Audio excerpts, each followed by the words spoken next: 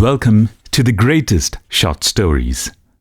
Today's short story is The Pit and the Pendulum by Edgar Allan Poe. The tale is a chilling exploration of fear and survival.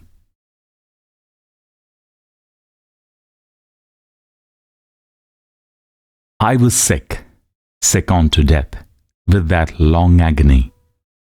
When they at length unbound me, and I was permitted to sit, I felt that my senses were leaving me. The sentence, the dread sentence of death, was the last of the distinct accentuation which reached my ears. After that, the sound of the inquisitorial voices seemed merged in one dreamy, indeterminate hum. It conveyed to my soul the idea of revolution, perhaps from its association in fancy with the burr of a mill wheel. This only for a brief period, for presently I heard no more. Yet for a while I saw, but how terrible an exaggeration! I saw the lips of the black-robed judges. They appeared to me white, whiter than the sheet upon which I trace these words, and thin, even to grotesqueness, thin with the intensity of their expression of firmness, of immovable resolution, of stern contempt of human torture.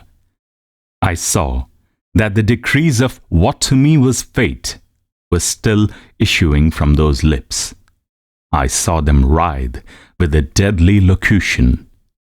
I saw them fashion the syllables of my name, and I shuddered because no sound succeeded. I saw, too, for a few moments of delirious horror, the soft and nearly imperceptible waving of the sable draperies which enwrapped the walls of the apartment. And then my vision fell upon the 7 tall candles upon the table. At first, they wore the aspect of charity, and seemed white and slender angels who could save me. But then, all at once, there came a most deadly nausea over my spirit, and I felt every fibre in my frame thrill, as if I had touched the wire of a galvanic battery, while the angel forms became meaningless spectres with heads of flame. I saw that from them there would be no help. And then there stole into my fancy, like a rich musical note, the thought of what sweet rest there must be in the grave. The thought came gently and stealthily, and it seemed long before it attained full appreciation. Just as my spirit came at length properly to feel and entertain it, the figures of the judges vanished. As if magically from before me, the tall candles sank into nothingness. Their flames went out utterly. The blackness of darkness supervened. All sensations appeared swallowed up in a mad, rushing descent as of the soul into Hades. Then silence and stillness. Night were the universe. I had swooned, but will not say that all of the consciousness was lost. What of it there remained, I will not attempt to define, or even to describe. Yet, all was not lost. In the deepest slumber? No. In delirium? No. In a swoon? No. In death? No. Even in the grave, all is not lost. Else, there is no immortality for man. Arousing from the most profound of slumbers, we break the gossamer web of some dream. Yet, in a second afterward, or frail may that web have been, we remember not that we have dreamed. In the return to life from the swoon, there are 2 stages. First, that of the sense of mental or spiritual. Secondly, that of the sense of physical existence. It seems probable that if, upon reaching the second stage, we could recall the impressions of the first, we should find these impressions eloquent in memories of the gulf beyond. And that gulf is what? How at least shall we distinguish its shadows from those of the tomb? If the impressions of what I have termed the first stage are not at will recalled, yet after interval do they not come unbidden, while we marvel whence they come? He who has never swooned is not he who finds strange palaces and wildly familiar faces in coals that glow, is not he who beholds floating in mid-air the sad visions that many may not view, is not he who ponders over the perfume of some novel flower, is not he whose brain grows bewildered with the meaning of some musical cadence which has never before arrested his attention. Amid frequent and thoughtful endeavors to remember, amid earnest struggles to regather some token of the state of seeming nothingness into which my soul has lapsed, there have been moments when I have dreamed of success. There have been brief, very brief periods when I have conjured up remembrances which the lucid reason of a later epoch assures me could have had reference only to that condition of seeming unconsciousness. These shadows of memory tell indistinctly of tall figures that lifted and bore me in silence, down, down, still down, till a hideous dizziness oppressed me at the mere idea of the interminableness of the descent. They tell also of a vague horror at my heart, on account of that heart's unnatural stillness. Then comes a sense of sudden motionlessness throughout all things, as if those who bore me, a ghastly train, had outrun in their descent the limits of the limitless, and paused from the wearisomeness of their toil. After this I call to mind flatness and dampness, and then all is madness, the madness of a memory that busies itself among forbidden things. Very suddenly there came back to my soul motion and sound, the tumultuous motion of the heart, and in my ears the sound of its beating. Then a pause in which all is blank. Then sound and motion and touch, a tingling sensation pervading my frame. Then the mere consciousness of existence without thought, a condition which lasted long. Then very suddenly thought and shuddering terror, an earnest endeavor to comprehend my true state. Then a strong desire to lapse into insensibility. Then a rushing revival of soul and a successful effort to move. And now a full memory of the trial, of the judges, of the sable draperies, of the sentence, of the sickness, of the swoon. Then entire forgetfulness of all that followed, of that later day, and much earnestness of endeavor have enabled me vaguely to recall. So far I had not opened my eyes. I felt that I lay upon my back, unbound. I reached out my hand, and it felt heavily upon something damp and hard. There I suffered it to remain for many minutes, while I strove to imagine where and what I could be. I longed, yet dared not to employ my vision. I dreaded the first glance at objects around me. It was not that I feared to look upon things horrible, but I grew aghast lest there should be nothing to see. At length, with a wild desperation at heart, I quickly unclosed my eyes. My worst thoughts then were confirmed. The blackness of eternal night encompassed me. I struggled for breath. The intensity of the darkness seemed to oppress and stifle me. The atmosphere was intolerably close. I still lay quietly and made effort to exercise my reason. I brought to mind the inquisitorial proceedings and attempted from that point to deduce my real condition. The sentence had passed, and it appeared to me that a very long interval of time had since elapsed. Yet, not for a moment did I suppose myself actually dead.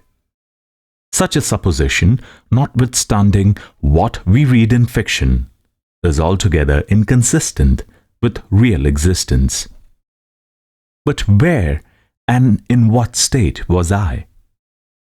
The condemned to death, I knew, perished usually at the autos da fe, and one of these had been held on the very night of the day of my trial. Had I been remanded to my dungeon to await the next sacrifice, which would not take place for many months? This I at once saw could not be. Victims had been in immediate demand. Moreover, my dungeon, as well as all the condemned cells at Toledo, had stone floors, and light was not altogether excluded. A fearful idea now suddenly drove the blood in torrents upon my heart, and for a brief period I once more relapsed into insensibility.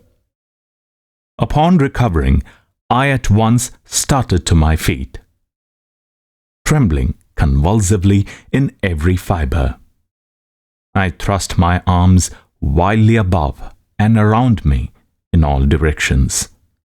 I felt nothing, yet dreaded to move a step, lest I should be impeded by the walls of a tomb. Perspiration burst from every pore, and stood in gold big heads upon my forehead. The agony of suspense grew at length intolerable, and I cautiously moved forward with my arms extended, and my eyes straining from their sockets, in the hope of catching some faint ray of light. I proceeded for many paces, but still all was blackness and vacancy. I breathed more freely. I seemed evident that mine was not at least the most hideous of fates. And now, as I still continued to step cautiously onward, there came thronging upon my recollection 1,000 vague rumors of the horrors of Toledo. Of the dungeons, there had been strange things narrated. Fables I had always deemed them, but yet strange, and too ghastly to repeat, save in a whisper. Was I left to perish of starvation in this subterranean world of darkness? Or what fate, perhaps even more fearful, awaited me? That the result would be death, and a death of more than customary bitterness, I knew too well the character of my judges to doubt. The mode and the hour were all that occupied or distracted me. My outstretched hands, at length, encountered some solid obstruction. It was a wall, seemingly of stone masonry, very smooth, slimy, and cold. I followed it up, stepping with all the careful distrust with which certain antique narratives had inspired me. This process, however, afforded me no means of ascertaining the dimensions of my dungeon, as I might take its circuit and return to the point whence I set out, without being aware of the fact. So perfectly uniform seemed the wall. I therefore sought the knife which had been in my pocket, which led into the inquisitorial chamber, but it was gone. My clothes had been exchanged for a wrapper of coarse serge. I had a thought of forcing the blade in some minute crevice of masonry, so as to identify my point of departure. The difficulty, nevertheless, was but trivial, although, in the disorder of my fancy, it seemed at first insuperable. I tore a part of the hem from the robe and placed the fragment at full length and at right angles to the wall. In groping my way around the prison, I could not fail to encounter this rag upon completing the circuit. So at least, I thought, but I had not counted upon the extent of the dungeon, or upon my own weakness. The ground was moist and slippery. I staggered onward for some time. Then I stumbled and fell. My excessive fatigue induced me to remain prostrate, and sleep soon overtook me as I lay. Upon awakening and stretching forth an arm, I found beside me a loaf and a pitcher with water. I was too much exhausted to reflect upon this circumstance, but ate and drank with avidity. Shortly afterward, I resumed my tour around the prison, and with much toil came at last upon the fragment of the serge. Up to the period when I fell, I had counted 52 paces, and upon resuming my walk, I had counted 48 more, when I arrived at the rag. There were in all then 100 paces, and admitting 2 paces to the yard, I presumed the dungeon to be 50 yards in circuit.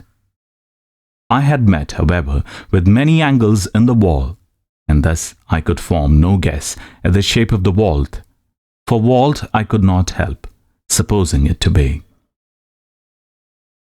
I had little object, certainly no hope in these researches, but a vague curiosity prompted me to continue them. Quitting the wall, I resolved to cross the area of the enclosure. At first I proceeded with extreme caution, for the floor, although seemingly of solid material, was treacherous with slime. At length, however, I took courage, and did not hesitate to step firmly, endeavouring to cross in as direct a line as possible. I had advanced some 10 or 12 paces in this manner, when the remnant of the torn hem of my robe became entangled between my legs. I stepped on it, and fell violently on my face.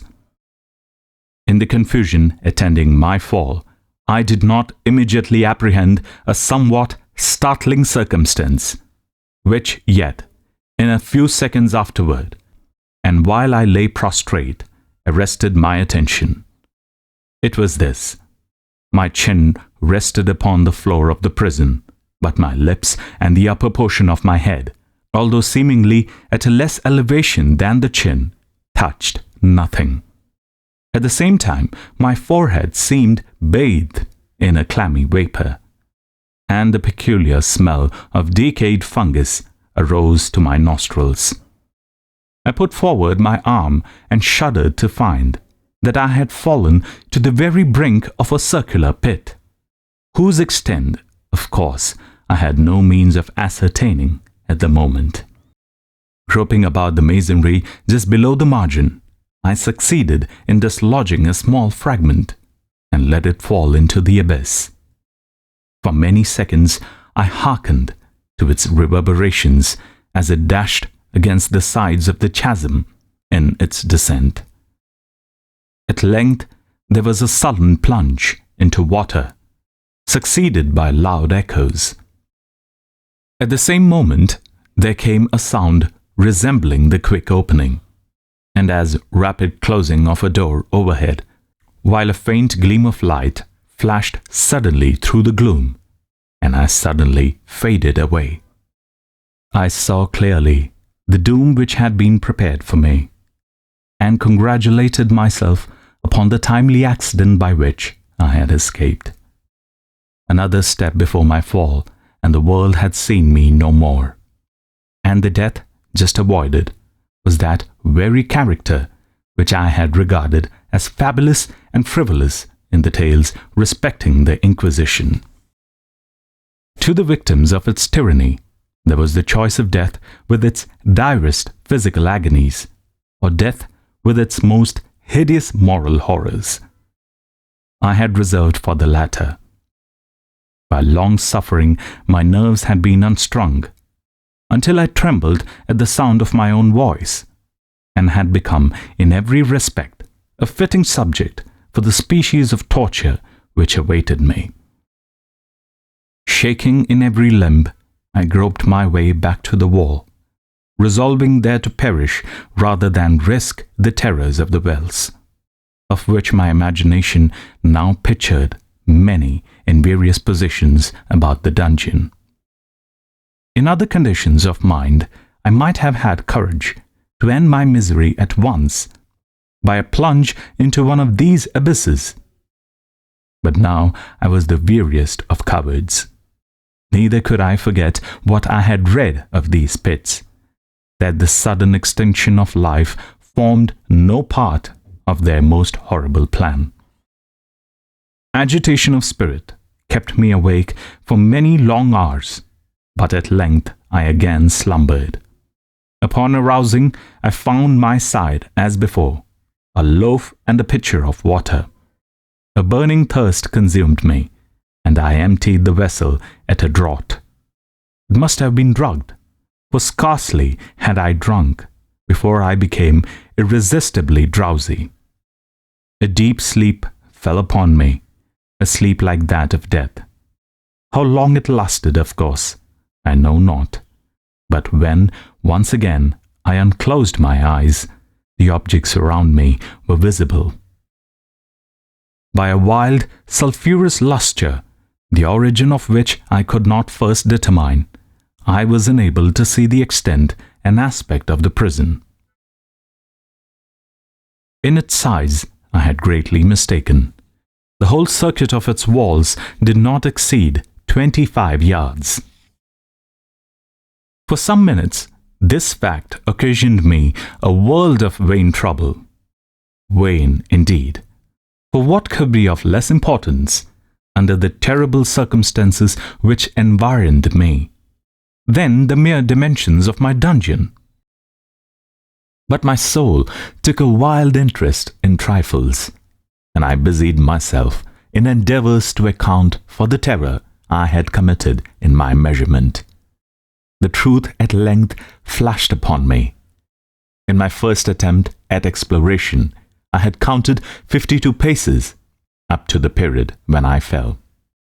I must then have been within a pace or two of the fragment of serge. In fact, I had nearly performed the circuit of the vault. I then slept, and upon awaking I must return upon my steps, thus supposing the circuit nearly double what it actually was. My confusion of mind prevented me from observing that I began my tour with the wall to the left and ended it with the wall to the right. I have been deceived, too, in respect to the shape of the enclosure. In feeling my way, I had found many angles, and thus deduced an idea of great irregularity. So potent is the effect of total darkness upon one arousing from lethargy asleep. The angles were simply those of a few slight depressions or niches at odd intervals. The general shape of the prison was square. What I had taken for masonry seemed now to be of iron or some other metal in huge plates, whose sutures or joints occasioned the depression. The entire surface of this metallic enclosure was rudely daubed in all the hideous and repulsive devices to which the charnel superstition of the monks had given rise. The figures of fiends in aspect of menace, with skeleton forms and other more really fearful images, overspread and disfigured the walls. I observed that the outlines of these monstrosities were sufficiently distinct, but that the colours seemed faded and blurred, as if from the effects of a damp atmosphere.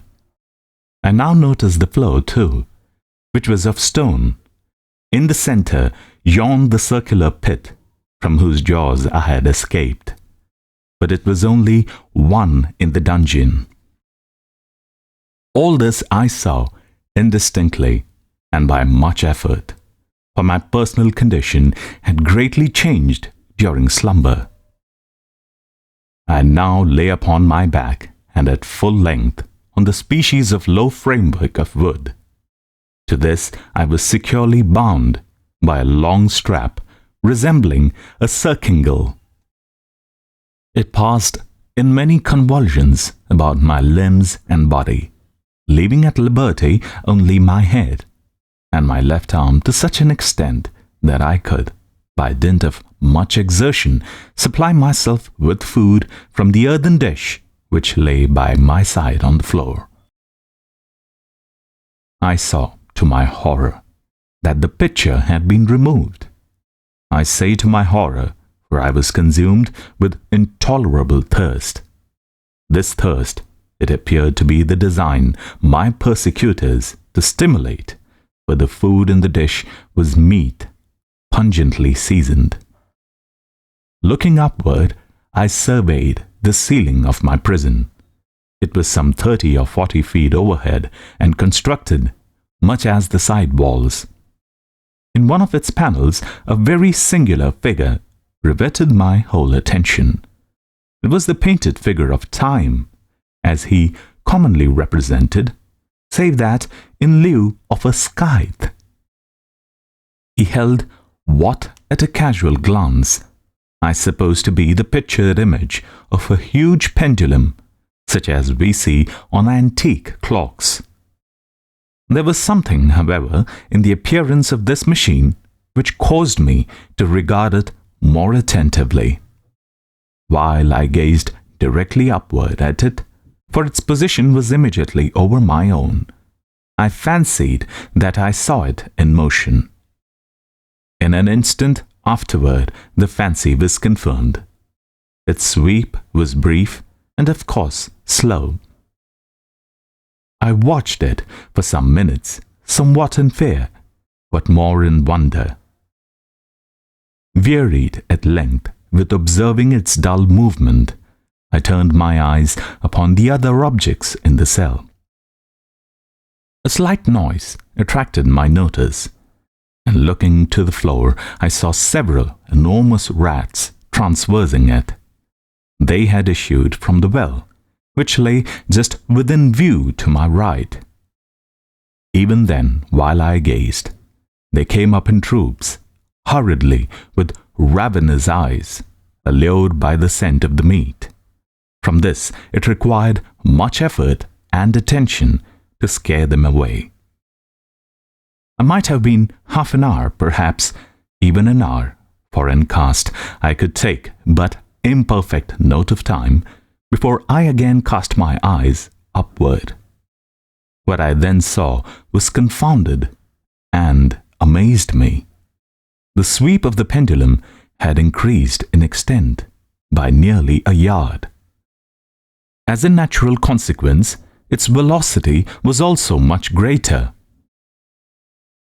But what mainly disturbed me was the idea that had perceptibly descended. I now observed, with what horror it is needless to say, that its nether extremity was formed of a crescent of glittering steel, about a foot in length from horn to horn, the horns upward, and the other edge evidently as keen as that of a razor. Like a razor also, it seemed massy and heavy, tapering from the edge into a solid and broad structure above. It was appended to a weighty rod of brass, and the whole hissed as it swung through the air. I could no longer doubt the doom prepared for me by monkish ingenuity in torture. My cognizance of the pit had become known to the inquisitorial agents. A pit whose horrors had been destined for so bold a recusant as myself. The pit, typical of hell and regarded by humor as the ultima thule of all their punishments. The plunge into this pit I had avoided by the merest of accidents. I knew that surprise or entrapment into torment formed an important portion of all the grotesquerie of these dungeon deaths. Having failed to fall, it was no part of the demon plan to hurl me into the abyss, and thus, there being no alternative, a different and a milder destruction awaited me. Milder, I half smiled in my agony as I thought of such application of such a term. What boots it to tell of the long, long hours of horror, more than mortal, during which I counted the rushing vibrations of the steel, inch by inch, line by line, with the descent only appreciable at intervals that seemed ages. Down and still down it came. Days passed, it might have been that many days passed, ere it swept so closely over me as to fan me with its acrid breath. The odor of the sharp steel forced itself into my nostrils. I prayed. I wearied heaven with my prayer for its more speedy descent. I grew frantically mad and struggled to force myself upward against the sweep of the fearful scimitar. And then I fell suddenly calm, and lay smiling at the glittering death, as a child at some rare bauble. There was another interval of utter insensibility. It was brief, for upon again lapsing into life, there had been no perceptible descent in the pendulum.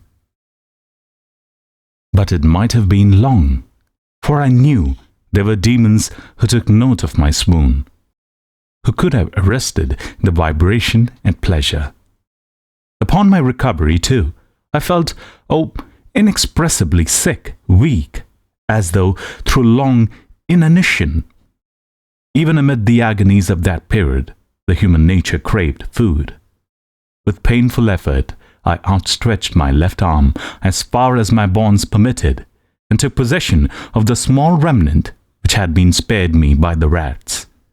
As I put a portion of it within my lips, there rushed to my mind a half-formed thought of joy, of hope. Yet what business had I with hope? It was, as I say, a half-formed thought. Man has many such which are never completed. I felt that it was of joy, of hope, but felt also that it had perished in its formation. In vain I struggled to be perfect, to regain it. Long suffering had nearly annihilated all my ordinary powers of mind. I was an imbecile, an idiot. The vibration of the pendulum was at right angles to my length. I saw that the crescent was designed to cross the region of the heart. It would fray the serge of my robe. It would return and repeat its operations again and again. Notwithstanding terrifically wide sweep, some 30 feet or more, and the hissing vigor of its descent, sufficient to sunder these very walls of iron. Still the fraying of my robe would be all that, for several minutes, it would accomplish. And at this thought I paused. I dared not to go farther than this reflection. I dwelt upon it with the pertinacity of attention, as if in so dwelling I could arrest here the descent of the steel. I forced myself to ponder upon the sound of the crescent as it should pass across the garment, upon the peculiar, thrilling sensation which the friction of cloth produces on the nerves. I pondered upon all its frivolity until my teeth were on edge. Down, steadily down it crept. I took a frenzied pleasure in contrasting its downward with its lateral velocity.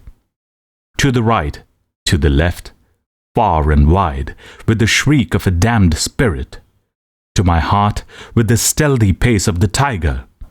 I alternately laughed and howled as one or the other idea grew predominant. Down, certainly, relentlessly down, it vibrated within 3 inches of my bosom. I struggled violently, furiously, to free my left arm. This was free only from the elbow to the hand. I could reach the latter from the platter beside me, to my mouth with great effort, but no farther. Could I have broken the fastenings above the elbow? I would have seized and attempted to arrest the pendulum. I might as well have attempted to arrest an avalanche. Down, still unceasingly. Still inevitably down. I gasped and struggled at each vibration. I shrunk convulsively at its every sweep. My eyes followed its outward or upward whirls with the eagerness of the most unmeaning despair. They closed themselves spasmodically at the descent. Although death would have been a relief. Oh, how unspeakable! Still I quivered in every nerve to think how slight a sinking of the machinery could precipitate that keen, glistening axe upon my bosom. It was hope that prompted the nerve to quiver, the frame to shrink. It was hope, the hope that triumphs on the rack, that whispers to the death condemned even in the dungeons of the Inquisition. I saw that some 10 or 12 vibrations would bring the steel in actual contact with my robe, and with this observation there suddenly came over my spirit all the keen, collected calmness of despair. For the first time during many hours, or perhaps days, I thought, it now occurred to me that the bandage or the circingle which enveloped me was unique. I was tied by no separate cord. The first stroke of the razor-like crescent athwart any portion of the band would so detach it, it might be unwound from my person by means of my left hand. But how fearful in that case the proximity of the steel! The result of the slightest struggle, how deadly! Was it likely, moreover, that the minions of the torturer had not foreseen or provided this possibility? Was it probable that the bandage crossed the bosom in the track of the pendulum? Dreading to find my feint, and, as it seemed, in last hope, frustrated, I so far elevated my head as to obtain a distinct view of my breast. The circingle enveloped my limbs and body close in all directions, save in the path of the destroying crescent. Scarcely had I dropped my head back into its original position, where there flashed upon my mind what I cannot better describe as the unformed half of that idea of deliverance to which I had previously alluded, and of which a moiety only floated indeterminately through my brain when I raised food to my burning lips. The whole thought was now present, feeble, scarcely sane, scarcely definite, but still entire. I proceeded at once, with the nervous energy of despair, to attempt its execution. For many hours, the immediate vicinity of the low framework upon which I lay had been literally swarming with rats. They were wild, bold, ravenous, with their eyes glaring upon me as if they waited for motionless on my part to make me their prey. To what food, I thought, have they been accustomed in the well? They had devoured, in spite of all my efforts to prevent them, all but a small remnant of the contents of the dish. I had fallen into a habitual seesaw, or wave of the hand about the platter. And at length, the unconscious uniformity of the movement deprived it of effect. In their voracity, the vermin frequently fastened their sharp fangs in my fingers, with the particles of the oily and spicy viand which now remained. I thoroughly rubbed the bandage wherever I could reach it. Then, raising my hand from the floor, I lay breathlessly still. At first, the ravenous animals were startled and terrified at the change, at the cessation of movement. They shrank alarmedly back. Many sought the well, but this was only for a moment. I had not counted in vain upon their voracity.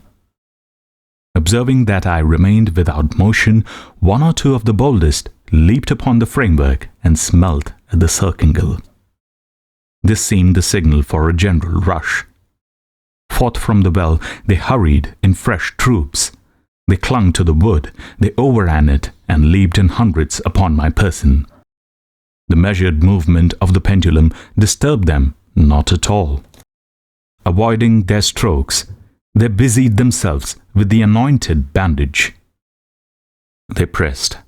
They swarmed upon me in ever-accumulating heaps. They writhed upon my throat. Their cold lips sought my own. I was half-stifled by their thronging pressure. Disgust, for which the world has no name, swelled my bosom, and chilled, with a heavy clamminess, my heart. Yet 1 minute, I felt that the struggle would be over. Plainly I perceived the loosening of the bandage. I knew that more than one place it must be already severed. With a more than human resolution, I lay still. Nor had I erred in my calculations, nor had I endured in vain. I at length felt that I was free. The circingle hung in the ribbons from my body, but the stroke of the pendulum already pressed upon my bosom. It had divided the serge of the robe. It had cut through the linen beneath. Twice again it swung, and a sharp sense of pain shot through every nerve. But the moment of escape had arrived. At the wave of my hand, my deliverers hurried tremulously away. With a steady movement, cautious, sidelong, shrinking, and slow, I slid from the embrace of the bandage and beyond the reach of the scimitar. For the moment at least, I was free. Free, and in the grasp of the Inquisition. I had scarcely stepped from my wooden bed of horror upon the stone floor of the prison, when the motion of the hellish machine ceased, and I beheld it drawn up by some invisible force through the ceiling. This was a lesson which I took desperately to heart. My every motion was undoubtedly watched. Free, I had but escaped death in one form of agony, to be delivered on to worse than death in some other. With that thought, I rolled my eves nervously around on the barriers of iron that hemmed me in. Something unusual, some change which at first I could not appreciate distinctly, it was obvious, had taken place in the apartment. For many minutes of a dreamy and trembling abstraction, I busied myself in vain, unconnected conjecture. During this period, I became aware for the first time of the origin of the sulphurous light which illumined the cell.